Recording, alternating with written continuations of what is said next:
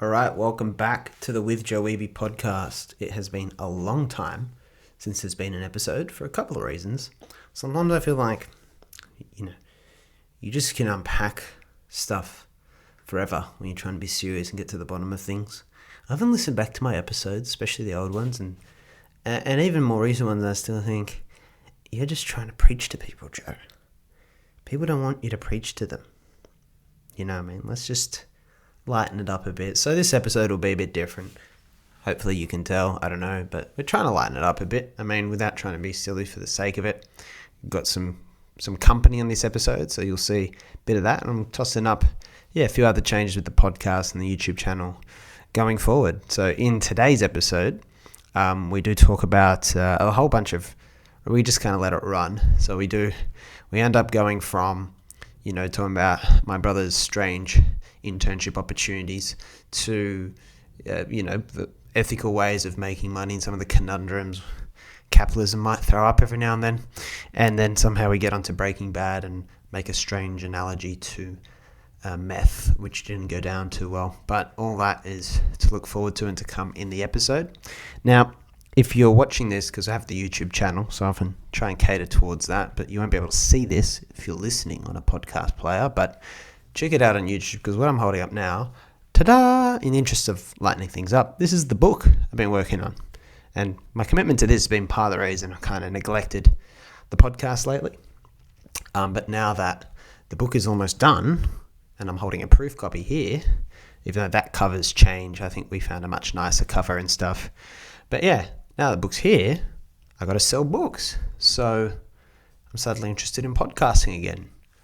Not just because, I want to do something nice for you, but I want to sell books soon. So it's called Holy Shit, It's Only Tuesday.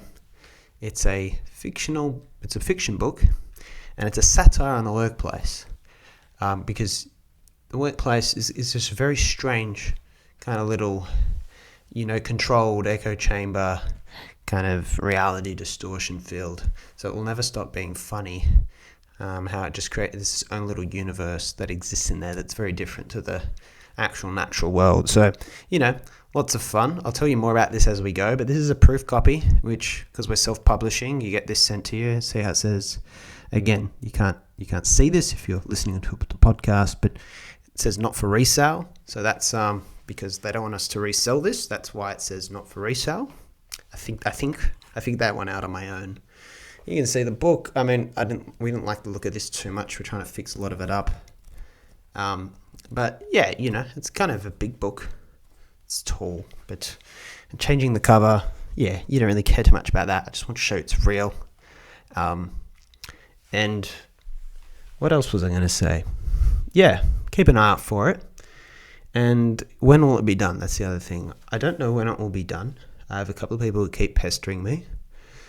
Because every time I go through it and I think it's done, I just find more and more things to check. So me and Paul, my friend Paul, writing this together. That's why both our names are on the cover, in case you're wondering. But yeah, every time I go through it, I keep finding more and more things to fix. So, that's the joy of being a writer, I guess, or a perfectionist. But it will be done soon. How soon? I don't know. Stay tuned, follow the podcast to get the updates, because this book was not just funny, it's powerful, it's enlightening. I know, I wrote it. That's how I know. It'll change your life. It will. Maybe not in a meaningful way, maybe not for the better, but it will change it.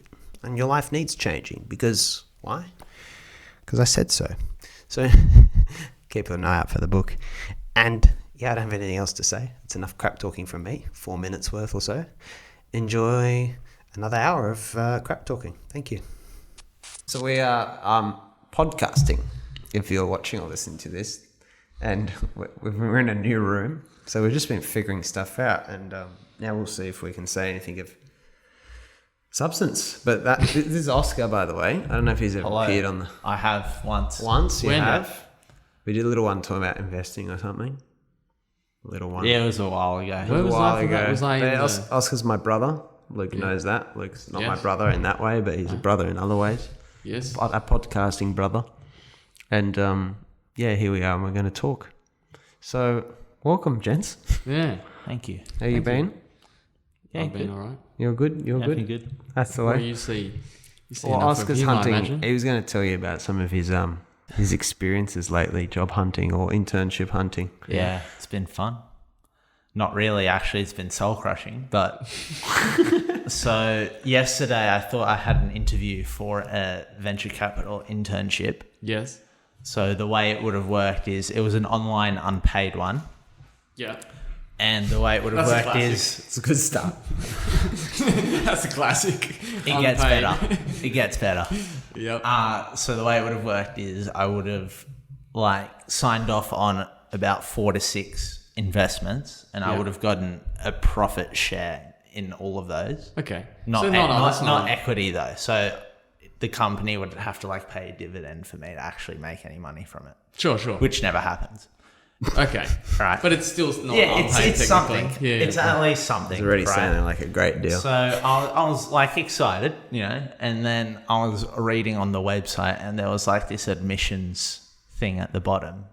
And it turns out that it would have cost me $15,000 US to do work for this company, this venture university. So they wanted me to pay them to do interning work for them. And I assume they just use my money to fund their deals. So And that was in the fine print, was it? it was. They did it very, very well. Okay. So what the thing I'm curious about is at what point would they be like, so you got the job. However. So are we going to talk about how you're going to pay for this, Oscar? Or? Yeah. So But people obviously must pay it. Yeah, well, I was looking at the cohorts and it's people with, Are they older? 30, in their 30s. So it's their way of filtering it. Yeah. The funny thing is, me and a friend, I won't mention any names, we're going to do something like this. At one point, we're kind of it was one of the first ideas for the education thing. We did the 18 and Lost book. Everyone came and wrote a chapter and all that, Yeah. right? We just we got everyone to cover the cost of the Airbnb that we had for the weekend. We all chipped in. But we had the idea of you run little mini business projects, and the budget to do it comes from the fee paid by obviously people doing it. So instead of a uni degree or something, an entrepreneur, especially an entrepreneurship uni degree or something like that, you put in, say it's $1,000 or something. And so if there's 20 people, $1,000, that's the budget. And then there's a deadline of 3 months or something. So everyone's got working together to get this thing up and running. But it's an education thing. So you're not, but obviously then you give something a go if you've invested and you're working on it. And that's how the idea was, you'd learn doing that anyway. It'd be on your CV. You get the experience, you meet people, you've tried something, and then there's a short. So as I can talk through it, and it can sound pretty coherent as an idea, but you can also flip it on its head, and it will sound exactly like your thing, which I can acknowledge. There's some. The difference between yours and what I went through is you didn't post that on job boards for venture capital. It's not pitched as a job. Exactly. I think if it was a expectation that this is what you got to pay, and this is the experience that you get, if they're transparent, it might be different. But It depends on your. It definitely depends how you pitch it. And to it depends people, on how you're presenting it. Your return, but you might get a lot more than that $15,000 back. Yeah. That's super unlikely. It's Yeah, but super. from what you described, you probably will not. No, it's designed so that you actually don't get anything, I feel. Yeah. Yeah. It's profit share instead of actual equity in the deals. So So I don't know about you, Luke, but I think maybe you feel like part of this too, but I often get described as cynical, and Oscar often gets described as cynical. And it might just be something with our family. I don't know. I'm not sure. It's got that rep. So I often wonder, as people ask me, are you just cynical? And I think, It's a good question. are we just cynical? I mean, I would have paid for something like that If it was affordable and... Yeah, 15,000 US. So Well, it's obviously not aimed at people like you. yeah, but that's That's obvious. But it was in the thing that people like you were vetting. Yeah, like I was looking for a job on this website. It's a job board, and you can filter for internships. Yeah, and it was under the internships. It was under internships, which I felt was a bit egregious. I reckon, Luke, you're pretty objective here. Is this foul play? Is this a bit of sneaky? Foul play to me is just like disguising. Yeah. Disguising that it's like an internship and you get all this experience, and then if they don't sort of bring up that you're gonna have to pay $15,000 US, which is a lot of money compared to for like a that's a good portion of a university degree. Yeah. Yeah. Well, I think this goes back to the whole Tim Ferriss story of when he wanted to get into angel investing. I think it was Tim Ferriss, if anyone doesn't know, is a famous podcaster and angel investor. And instead of doing the MBA, he did a bit more DIY. He set aside the money to invest in stuff as his tuition, and he did it with a guy who was experienced as like someone alongside him, but he obviously had the money, and he organized it himself rather than like kind of gave it away to someone facilitating it. But I think he said the cost of the MBA can be quite high. Yeah. So contrast to an MBA, Yeah. that might be quite insignificant money. Yeah, probably. Yeah. An MBA maybe is like 50 grand or 100 grand, or I don't know, maybe prestigious places versus, I don't know that. I'm sure you can find better opportunities, basically. Yeah. Like if we're Well, there are tons of like cheaper versions of that. yeah. Anyway, which I would consider doing, like $500 to $1,000. Just like I mean, they would on their, if you want to look on their side, I mean, they would get a lot of people wanting to. Appealing to them. Yeah. yeah. So I always find this an interesting question, right?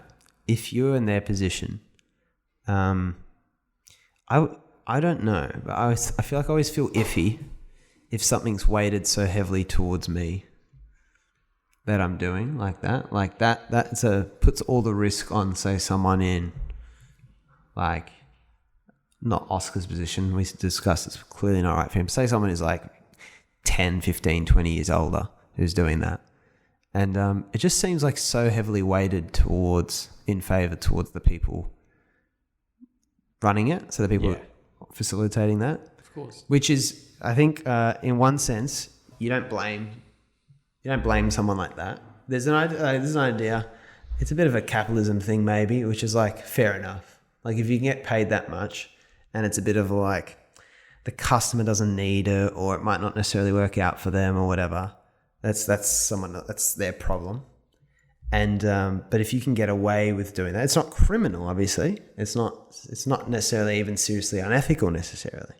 But it's kind of like if you can get away with earning good money. Like, for example, if I was to say, as a real estate agent, people maybe don't need real estate agents as much. I think they might, but let's say that they weren't as useful sometimes as they could be. But you got away with earning tens of thousands of dollars a sale despite that. I always wonder, is it like, good on you for getting away with being able to earn that much if the customer and all that don't necessarily need it as much as they do, or, it's a bit hit and miss, so you can't even tell if it's valuable or useful or not? Or is there a conscience thing that kicks in, goes, I'd rather do something that's a bit more... I don't know if I'm making sense. Am I making sense? You're making sense. It's more. I always wonder about like that. you just wonder if you're taking advantage. Yeah, but if you are just kind of taking people for a ride, for example, is it kind of tough? Some people are I'll give you a better example. Say like I did an online course, because I actually was setting up an online course to sell, right? Yeah. And if I set up an online education, obviously, because it's so intangible, it's always usually intangible. It's a very tricky thing to know, where do I get the return on this, right? Like normally they get the return because it's a certification, not because of the education as much, right? If I become a dentist through uni, I can pay a lot of money, but I know I'll qualify and be approved to do this high-paying job, which will pay it off. And then obviously there's some skills and stuff that are learned in there, but it's actually the certification that it's a very black and white, you can now do this, you got permission. You can be hired and you can have patients and whatever. that a course in itself that doesn't give like a black and white certification, like let's say I made one about, how to make become a better writer. And I made a course like that. Now, it's a good example because I don't really believe usually in online courses for learning. Not that you can't pick stuff up, that it might be for some people and it's just not for me. But you'd have to narrow it down to particular segments. Yeah, well. And you would, and I would do that if I was setting up, let's say, a writing course, for example. It's a good example. Now, but the thing with an online course, let's say for writing or some sort of course with writing, is you can make good money. And if I continue to write books and some of them go well, one was a Amazon bestseller, whatever that means, I can put that on the thing and that would give some credibility to. So I could probably get away with it and I'd probably make some pretty good money because I don't have to. It's just digital and it's as a business, it's really good and as far as business goes, right? I don't have to give them a phone sim or something that can break and they have to call up and all that. It's not like real estate, which there's a continual work to be done in terms of maintaining a property and all that. And it's kind of just, but if I don't really believe in it. Yeah, I was going to say. I don't really believe in it. And I guess the question kind of answers itself because if you don't believe in it, you probably won't follow through. Or if you But do. I wonder if you did and started going well, but you didn't really believe in it. I just imagine it's quite a predicament. Because you got the money and this is the thing where no one's necessarily complaining. You know what I mean? Like the customers will come in and buy. I'm obviously asking because I suspect there's lots of businesses like this. Yeah. In the world, like there's got to be. There's people, you always know people who are spending money on things you consider to be insane. Yeah. Like what do you want to ask them what they're doing, but because you're polite. And it's just a curious thing. I think if you go into it thinking, people think they're getting value, but in the back of your mind, you're thinking, I don't really then it's kind of always going to sit like that. And you're going to always have that in the back of your mind potentially. Yeah. But if you're saying I'm planning on doing that. If you're thinking, I'm doing a writing course, I'm helping people out and there's every chance that it could be a good thing as well. It's maybe how would you? But obviously the trick is you can sell yourself a BS story too. Sure. Which is obviously an awkward thing, but obviously there are a lot of people who you talk to, you feel like, I do this course as well. We get everyone in and you're thinking, okay, this person's a bit. Yeah. and you can see when people, it's not just business, people do this with, obviously, as usual, everything like religion, with a partner, like they're talking themselves into, you can feel, it's always like clear when you feel like someone is talking themselves into it while they're telling you about. Yeah, they would most likely just be doing it. Or it's going really well. Yeah. I think you can get a sense. But we're scaling. We're like. On the flip side, it depends what online course. Like for example, there's a. I'm just generally not a fan of most online courses, right? When it's not like a black and white we used to talk about you were interested in network engineering. That's the I get like a really qualification, tangible. Yeah. So you do X amount of modules. Yeah. You're learning pretty set things. It's like an actual system. It's a system that's followed. Yeah. And actually, I'd argue writing is different for everyone. Yeah. I read one great book, and I read the next great book, and they might have almost nothing in common. The idea of what makes a great movie, and all that. It's not like a concrete set of, it's not a list of this. Yeah. There's always an exception for everything you could try and make up. I watched a YouTube video just because I was curious. I didn't believe, this is what you do a lot, is there's a video pops up. Yeah. The video pops up and you feel like you don't agree with the whole entire premise of the video. I just watched the whole you watch thing. it just all right, let's see how I'm right. yeah, exactly. And I just laughed at it the whole time, and then I'm like, this is not productive. This is probably what I shouldn't be doing. But then sometimes you circle back to it and you can see the truth in what they're trying to say. Yeah. Although you might it's never like 100% like, oh, this is 100% every word of this is wrong. Yeah. It's just like, oh, that's a bit strong. Like, I wouldn't say it that way, or that's a bit of a jump. Yeah. Yeah, it's kind of like that. I was like, well, that's a strange point to make. Things like that. So, for example, there was one where it was like, how to write great dialogue, for like talking about film scripts. And so, my writer ego just went straight away going, oh, this is probably BS, because how could you make one case about what makes, like, it was 3 things, right? I was like, how could you say there's these 3 things that always make good? So I opened the video and I'm watching it just to, prove to myself how right I am, that they couldn't possibly, put the 3 things that make great dialogue. So this is why you can accuse me of being a cynic. This is fair. But, I think one was like subtext. They're like, great dialogue always has subtext, so people are talking, they're using certain words, but there's a meaning that's underneath it that's hidden, right? I go, fair enough. Obviously, like, good dialogue will have subtext. Like, people do that in everyday conversation. They talk. What they really mean is often they don't want to say it, or they don't even know. So I'm like, all right, but I just think, how can you claim that does that mean everything always has to have subtext? Because sometimes you speak directly, but you can always find exceptions for that. Yeah. You know what I mean? And how do you determine that? Forrest Gump dialogue doesn't really have subtext, but that's a prolific film. But Forrest Gump's always speaking quite plain and direct. Yeah, like, you always pick everything apart. But that's what I feel like courses do. If there's like a writing course, it'll give you these 3 things. This is what English at school was like. It's like, great books have, great imagery and blah, blah, blah, and metaphors, and then you read Bukowski, and Bukowski is just straight to the point. It's just bullet, bullet, bullet, bullet, and I don't think he really uses like similes and metaphors, because he's not flowery, he's brutal, which that suits him. That was the soul that came out of him in his. So, exception. One of the most prolific writers of the last century. Goes against everything. So you just can't list it. It's just not one of those things you can capture. But a good test is like, how many courses do you see put out by great writers? Yeah, I don't know. Aaron Sorkin does one. That like masterclass. And a lot of them do. Yeah. Stephen King talks at a uni, but I don't know if he still does. But I also think it's fun to talk about, and I think that's what they really get at. Yeah. And I think it's fun to talk about, like, Bukowski. We talk about books all the time, not on the podcast or professionally, but and we talk about mainly more movies, right? Me and Oscar.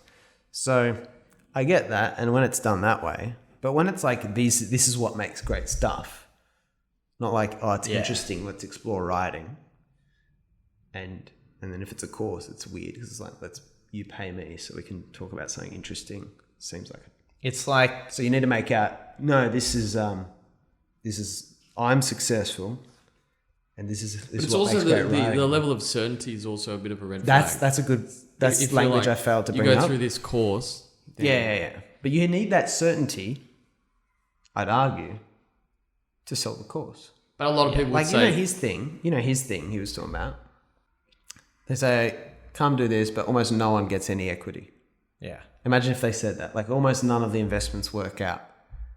Is that something they're going to advertise, you think? Well, they do say, like... It's a disclaimer. But, like, it's kind of a given in venture capital that most things... Yeah, that's fair enough.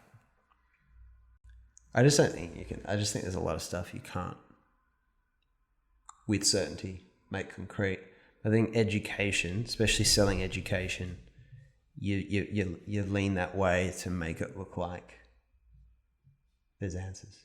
But see, that's another good example, like the Aaron Sorkin, like all the masterclass ones. Yeah, I read them and the ad pops up and I think, no, how could you teach? How could no, I don't care how successful you are, you're not going to do it for me.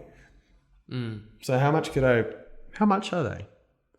I'm not sure, but it kind of goes back to the whole, like, when you do those courses, it's like teaching you how to write like Aaron Sorkin. That's the other thing. It's how to be like me. Exactly. It's normally a course in how to be like me.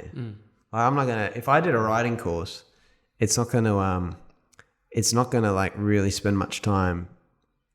For example, teach people to write like Bukowski, because that's not the way I write. You know what I mean? Like I'll talk about, it'll basically be me, it's biographical. It'd basically be me like teaching people the path I went on in my writing. And Which yeah, it just leads to the whole like, well, I should just do the same thing and read and write. Yeah. Well, the beauty about, because sometimes, you know, education's a funny one because it can be such a bubble. Because you think, how can people spend so much, you know, on things? Because some courses, man, especially younger people, like in the constant student, like I never really did many of those sorts of courses, but a lot of people have done like self-directed online courses and stuff. And the amount of money, or a lot of the personal development stuff too, the money they charge is serious money, especially for young people who will complain about money in many aspects and not want to spend money on a lot of things, right? Which we all can relate to. And it's just so fascinating how much money people will spend on that stuff. And you think, how? You know, how does it not get through if you're spending that much money? That, like, are you getting benefit? Like, is this just a hobby? Which is all right, but like, how much money are you spending on a hobby? But then you realize that I think the more you spend, the more appealing with education. Like it's such a satisfying, like, sorry, but delusion. I'm investing in myself. Yeah, like how much I'm investing Yeah. in myself. Like that actually helps. I notice, like this making the sunk cost bigger. Like, so, you know, uni for example, so many people who don't like it, but will be spending because they're spending so much. Maybe you have to find a justification. And the same with, like, if you spend $4,000 on a personal development course or something like that, it's like, I guess you have to tell yourself there's value here.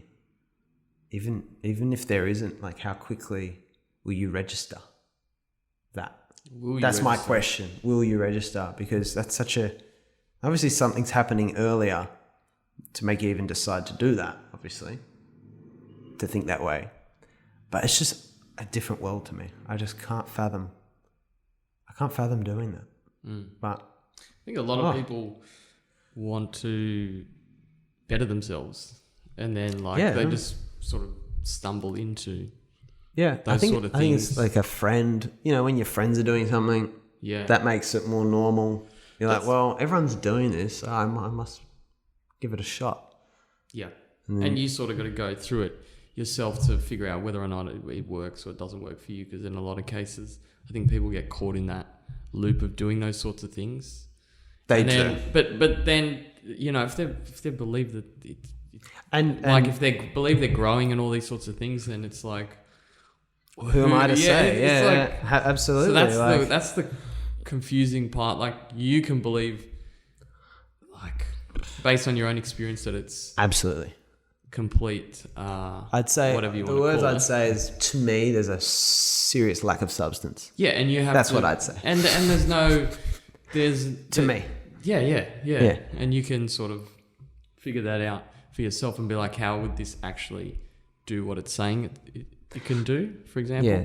I mean, tying the threads of the conversation so far together about this, like, it's a good example. I know a lot of, especially, like, say... I'm playing devil's advocate. No, I know you are. I like doing that. Isn't he doing a good job? You're doing a good job. Because I've seen like, I've gone through a lot of personal development stuff, I know. which we've talked about in the past. And like, I felt like I was doing the right thing and growing and all these sorts of things. Yeah, I've done my version, not that, but I've done my version and felt the same way. And like, it feels so positive at the time. It's for the most part, it's hard to maintain your being objective when you get swept up by it. But like, the only thing that was a huge red flag is, you know, the way I was viewing the world. Yeah. From a like treating other people point of view. Like, I'm trying to get, you become too like, I'm trying to get to my goals. Yeah. And you're like sort of, you're my goals. Yeah. Well, you like, but there's also a validity in a sense to that. But it's like when you're so tunnel vision, so blinkered, that like you might talk to your mum differently. You might view other people differently because they're not doing the same things as you, for example. That's for me where it was like a bit. The small price of greatness, Luke. Yeah. Remember what the small price of greatness is? Not being able to see things clearly. Yeah. It's a good example because what I think about, I know especially some personal development sort of groups and stuff, for better or for worse, who they get the same people keep coming back. Yeah. Now, so tricky because it depends how negative, or it depends how you want to look at it. Because if I run a cafe and everyone keeps coming back, I'm thinking I've got a good cafe business on my hands, like I'm doing something right. But if I've got if I run a bar or a nightclub and people keep coming back, I can think, I've got something good going on here, I'm doing good. Or I could think, these people have a problem.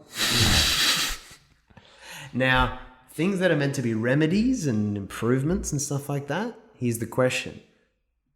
Should they be repeat use? Or should it be like, you get to A to B and then you're meant to progress?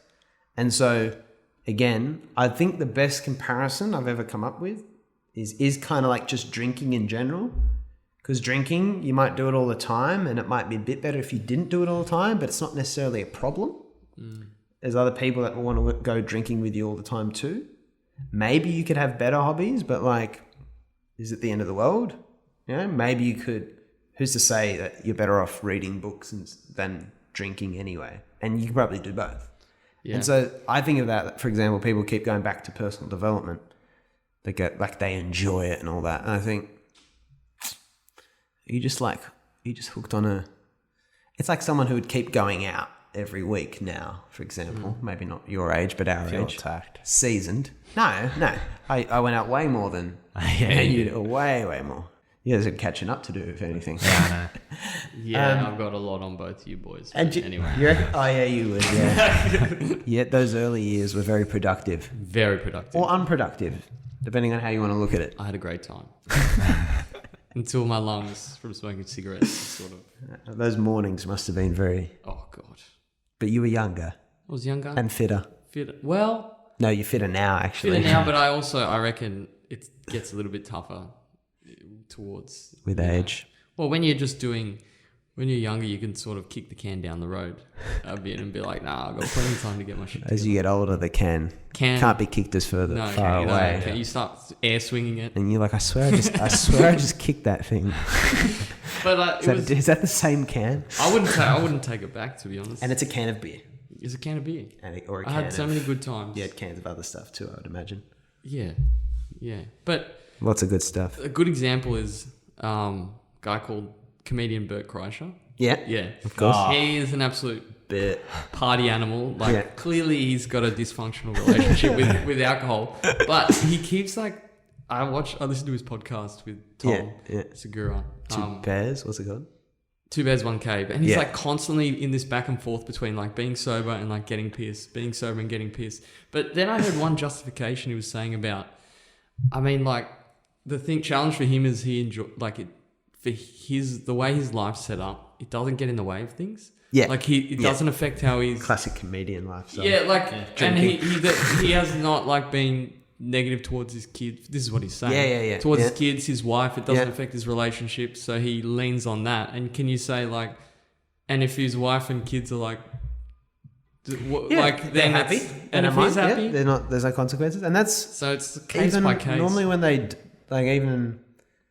The understanding or definition, I think, of addiction or mental health and a lot of those class of things is because they call it abnormal psychology. When I was at uni, they called that stuff abnormal psychology. And it's when it's deviating from what makes you functional. Yeah. So when it makes you dysfunctional and it impacts other things that obviously you value, that's when it's a problem. Yeah. If it doesn't necessarily bleed over into anything else... And even health, even health is hard to say because I know Paul, who's the book, my co-author, he's like, I'd rather live a few less years than, eat boring and healthy. I enjoy my drink, I enjoy smoke or whatever, I enjoy food. I'd rather, our dad says the same kind of thing but Cadbury chocolate. Yeah. And not drinking as he doesn't drink. But and I'd rather 5 years less than not have the good stuff. There's a lot of validity and he's not having issues. Yeah. He's not he's feels good all the time. Yeah. Yeah. So there's obviously those lines. But the differences with that stuff and some of the education stuff people get hooked on, or the self-help or the personal development stuff, is often those people will be a bit more noisy and just annoying. Yeah. Yeah. Yeah, for sure. But it is like the drinking guy who's like, we know someone in particular. Come on, John, have a drink. Yeah. Come out. But some of them, it's funny that they do, Yeah. and I don't mind. But there's people who need you to be doing it with them. Yeah. Which is another thing. I don't know. I've gone through many different stages with drinking. Man, I go back and forth constantly. Yeah, more recently, when I sort of injured my hamstring, which caused me not. It drove you to drink? Drove me to drink. No, because you get so, like, when you're running, when you're training, you lose track of like how much it gets tied into your life. So when it sort of gets taken away a little bit, running tied into your life, or alcohol? Running. Because running forces like a barrier between drinking. In a way, because you have to get up early. You prefer to get up in the morning. Early. Yeah. If you drinking, you feel like that up. you feel like shit. Yeah. If you That's do it. I feel that for sure. Man, But- there's so many reformed drinkers doing running. Well, They're all. I've had so many conversations with people in the running. I'm convinced group. it's part of AA now. It's like, well, do okay, a marathon. but someone that's like super into running, like that trains for these kind of races, gets the same rush, a similar That's rush what I from mean. drinking. Yeah, So it's like a nicotine patch. you are in a way replacing it with something more positive. Really, It's the nicotine patch. It's like until you can not need as much of a hit. But I Here's feel a like healthier, I don't know if much I'll ever, healthier version. Yeah, And you don't need to, because it's unlike a nicotine patch. it's running. It's not an actual drug. It's running. It's a cardiovascular And exercise. it's actually quite healthy in many cases, But it can, if not overdone. if you get too obsessed with it, which I've talked about. Yeah, you can get before, annoying about that too. Yeah, you could. Yeah, It's like if you always wanted me to run with you, for example, yeah. It's and like, just kept I don't wanna hassling, run. or hassled your mum Yeah. or your dad or whatever, tried to get them by the gear. Yeah, they'll just be like, You were going to say something? Maybe I about was running, going or- to say with the whole exercise, Yeah. with soccer, there's no incentive to go out on a Friday night. Which, to be fair, a lot of Because you're our, playing soccer on Saturday. yeah. But to be fair, a lot of our teammates Yeah. are the opposite. I used to we all used the time. to do that. Yeah, play- I did it a couple of times. And I was like, Well, there's some people that play better. so, Gatesy. I can mention his name. He won't listen. yeah, if it's a minor hangover, Famously. then yeah, We used to you love do play better. But few cheeky I was cigarettes at halftime. convinced. So this is our soccer team. So Luke used to play. Oscar plays now. I still play. And I remember rocking up a Saturday, and everyone would just be. And I'm convinced that so much of the, it's not the point of the drinking, but a part of the enticing package of the drinking is this fashion of being able to come and just revel in being hungover the next day. You know what I mean? Like, oh, I'm so. They come up and they might not feel as bad as they actually make themselves to look, but they maybe don't even know it. Like, oh, bro, I'm so hungover. You don't know. And then you go, which invites the question, oh, big one last night? Yeah. they And you go, talk about your night. Oh man, it's crazy.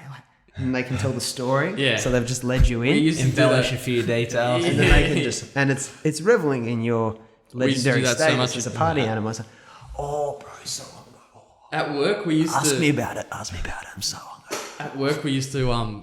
We all used to go out, and then it would be about like talking about the next day. Oh yeah. And you just hope And you that's what didn't it's do about. something so like Yeah. stupid, or you didn't go too far. But it's called story generation. It's cool. It's a lot of fun. It's a lot of fun. And it works because I can tell stories all the time about, and when I feel like someone thinks I'm too straight edged, I can tell them a story about, a story from our Europe trip or something like that. Yeah.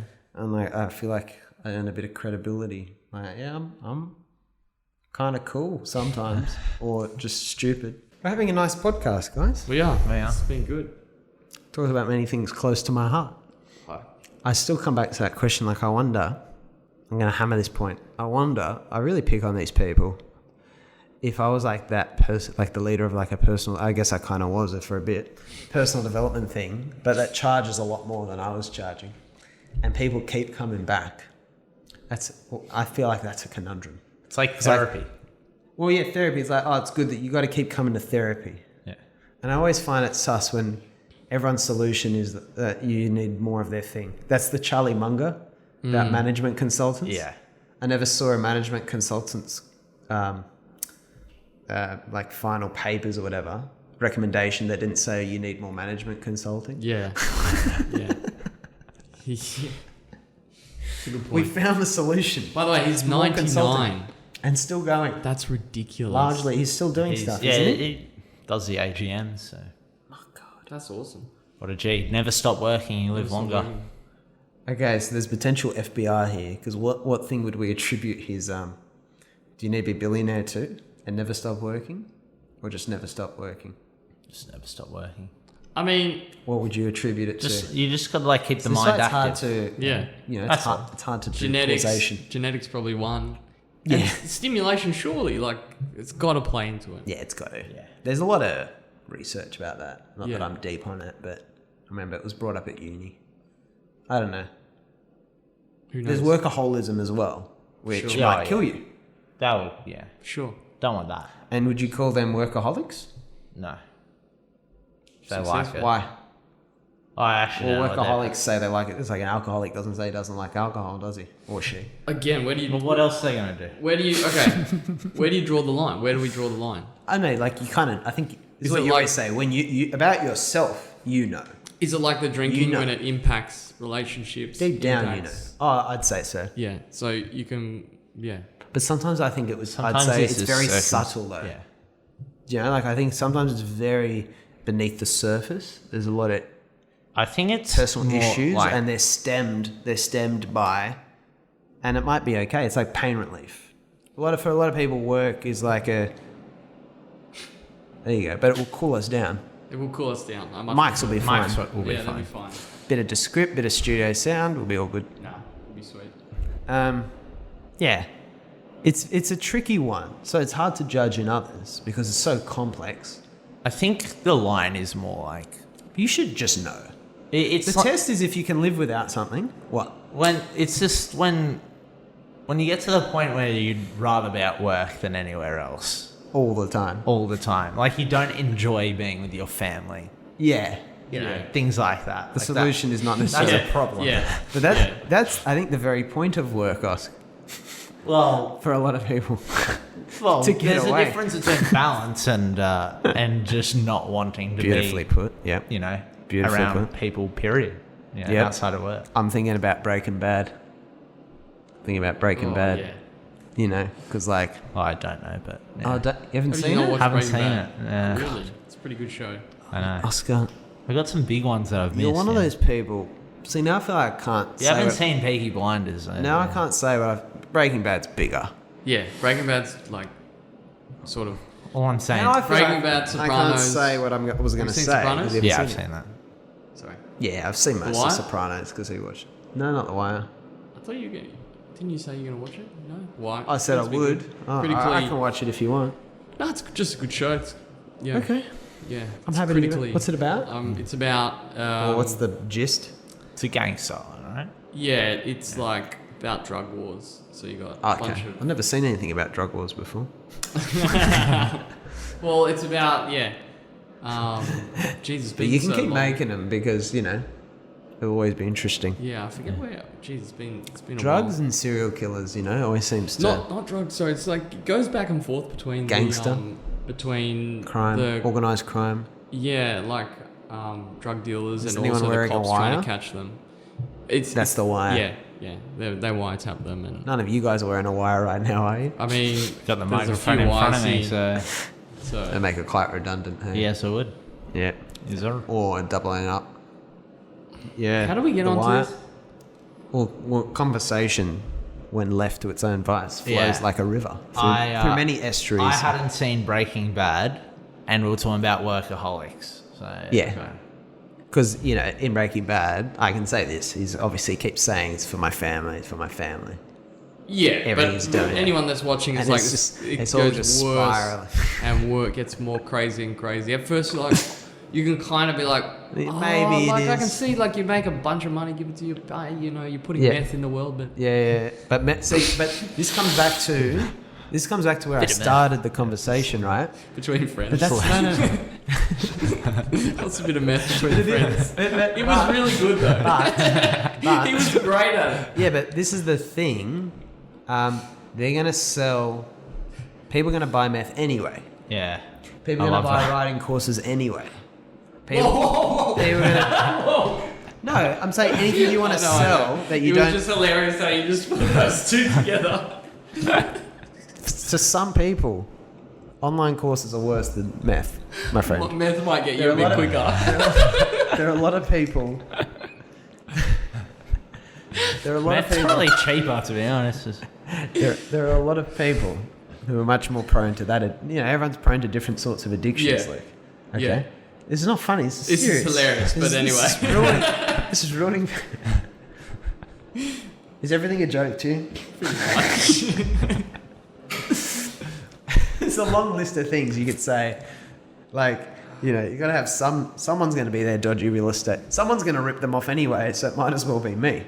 Like, you can always, that's enough. I'm not. It's very I'm not- hard I'm to not- stand that argument up, I'm not, basically. I'm not trying to stand it up. Yeah, I know. I'm just trying to say, these are all the things. And then you think about how hard do you have to look, how much effort do you need to put into not doing something. You're like, you know, if you found yourself in the meth / course creating businesses. That little niche. That yeah, little niche. that's a good. It's an interesting niche. intersection.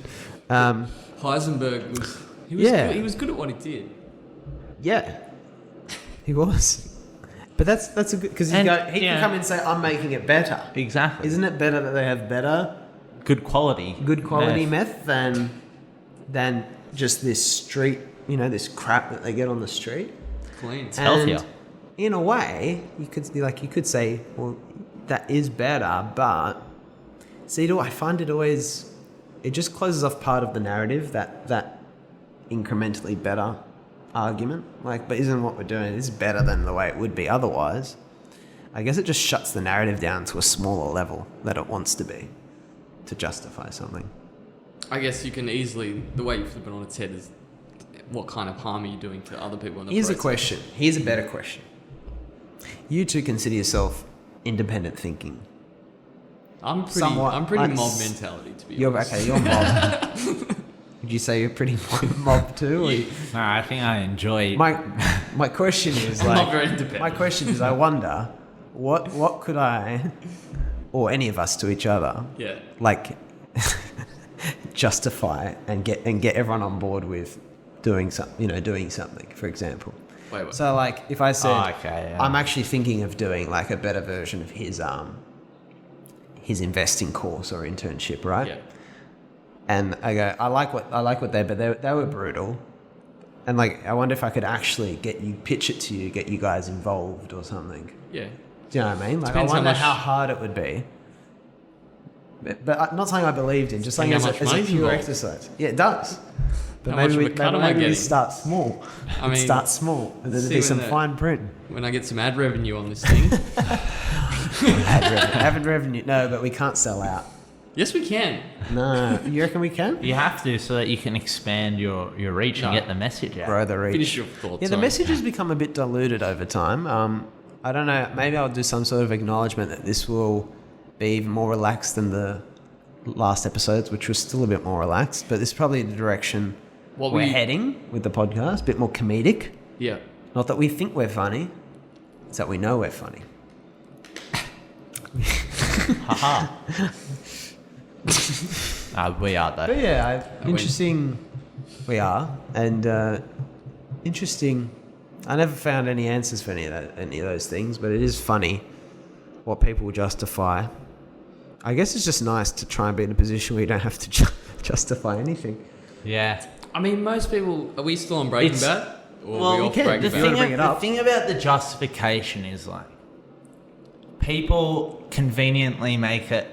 They build a worldview that's morally convenient for them. Yeah, You know. but you'd argue we all do that, right? Yes, but it's like it's a bit of a cop out. Like if you say have a worldview that's more self-sacrificing, Yeah. like you can tell that person's being a bit more genuine. Yeah. Like that's usually a marker. Whereas like if I'm gonna say We're talking about activists now, are we?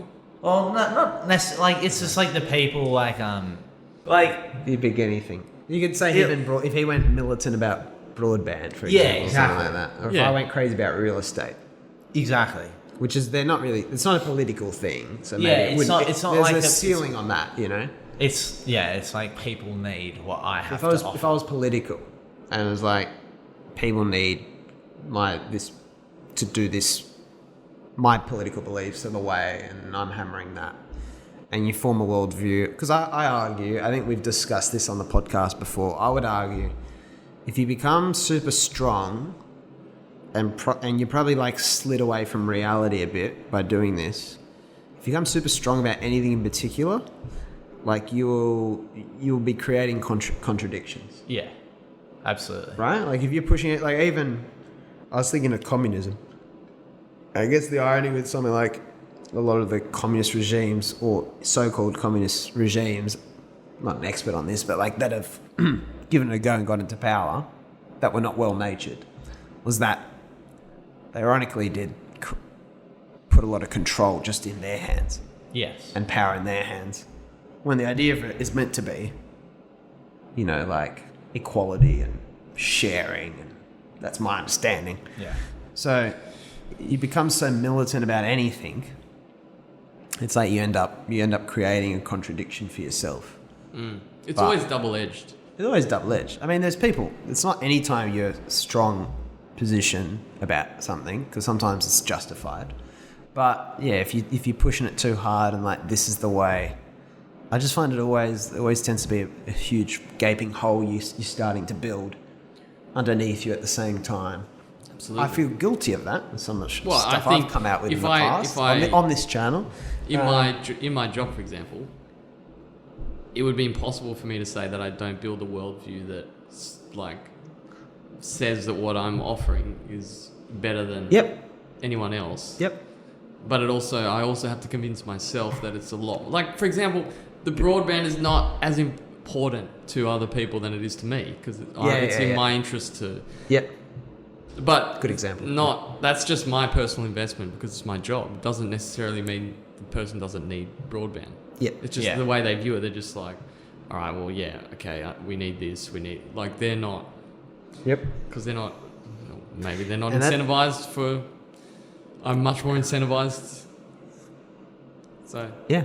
And that's an interesting question, is could you be totally, let's say I was to start selling broadband tomorrow, but say at this point in time, I'm not particularly enthusiastic or radical or anything about broadband. It's just broadband. So say I started working as a broadband salesman tomorrow.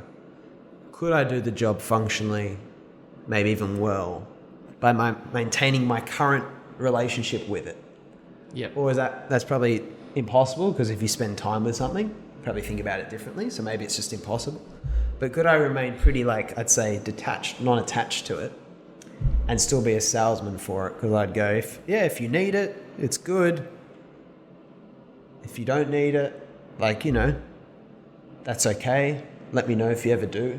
I think, Can you still be that guy? It's hard, but you can, the thing I try and do at least is just be as objective as possible with what the offering is. And obviously you have to highlight the positives, but they can't be false. They can't be over exaggerations and false. And not only that, the type of purchaser I am, which is not everyone, it endears me more when someone's like, yeah, this is not for everyone. If they're being genuine, right? Not using it as a tactic, but if they're like, yeah, okay, you might not need this if you've already got blah blah blah. Yeah, that just endears me more to that person, because I'm like, I feel like this person's more trustworthy. Yeah, mate. There's other people probably that need the push, and that's what they're expecting. There's a lot of people that need the push, but also like are genuinely uncertain of what, like, if they need it or not. And a lot of the time, you can just continually clarify without like ramming it down someone's throat. Yep. For example, which I think the opposite side of sales gets a lot of it's flack, loud. It's because louder. it's you're not. It is hard to be completely objective, but you're not sort of acting in the other person's best interest. Yep. If you're just trying to, like, I need to get the sale, sort of thing, because you don't Yeah. gear it In towards. saying that, from my real estate experiences, it's always felt pretty simple because it's like it's a property. It's not like I'm always selling the same property. So I need to become, like I'm doing a book now, right? And it'll be that book. And anyone that will buy it will be buying that book, right? Yeah. So it's just this one book. So I can see myself becoming, but this book. Because the property stuff is there's always a different property. Yeah. You know, it's one group gets this property. So it's never been, you never like, you just stand up for the property's strengths, which is pretty simple. That's what I mean. You can't hide it. You can't There's hide not- it. You're just going, yeah, they're going, I don't, you know, it's old. I go, yeah, it's old, but it's brick, which insulates better. You know, they say it doesn't have air conditioning. I go, yeah, but the brick keeps it cooler, which it does. You know, it's Yeah, true. absolutely, yeah. And so I just, that's the way so I was never like, I was obviously always thinking, it'd be nice if this person takes this apartment or this person takes that one. But I wasn't, because I think the nature of the product, right? Just that makes it simpler in many respects. You Yeah. can lie and you can hide things. But yeah. And I'm not opening up and going, here, you know, look, this is the cockroach I caught in here this morning. Yeah. Because cockroach is circumstantial. It's not necessarily like a pervasive problem. It's like no one's living in the unit. So cockroach gets in, you know, I get cockroaches at my home. It's clean. You know, so I don't feel like I'm misleading by killing or hiding, you know, the cockroach. But you could say it is misleading too. Yeah. Because there was a cockroach in there this morning. Yeah. And so, you know, you don't need to like deconstruct it that much or overthink it. But I always thought, I don't know what's wrong with that approach. Because it still Nothing gets wrong the with that job approach. done. I mean, your Still gets the job done. A lot of your job just from, I've had a bit of experience in sales in different sort of environments. A lot of it starts to come down to just knowing what it is you're selling, and just trying to, you know, answer as many questions as possible. And you are in a way leading someone, but You are leading down a path, It's but not. it's You're one not of the viable. It's one of the viable paths for them. That's the thing. Yeah. Just like being in love with broadband is a viable path. Who's to say you can't be in love with broadband or real estate or microphones or I don't know, or communism or for capitalism or water bottles. But when it just becomes the be all and end all, or it becomes too big, and it compromises on other things that you probably value or should value. Hopefully, I like watching. Upper line's firm. I don't know.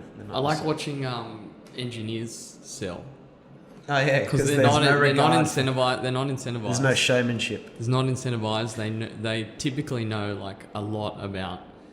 Obviously, they know a lot about the details of what they're selling, so they normally give the most objective. And they're probably enthusiastic about it. Yeah, well, Even if it's not like overboard. Yeah, And that's like the best teachers are usually ones that love the subject, because it makes it very contagious and you become more interested as a result. yeah. And that's the best kind of selling, or the most wholesome kind of selling in my opinion. But Yeah, I think most people can discern a pushy salesman.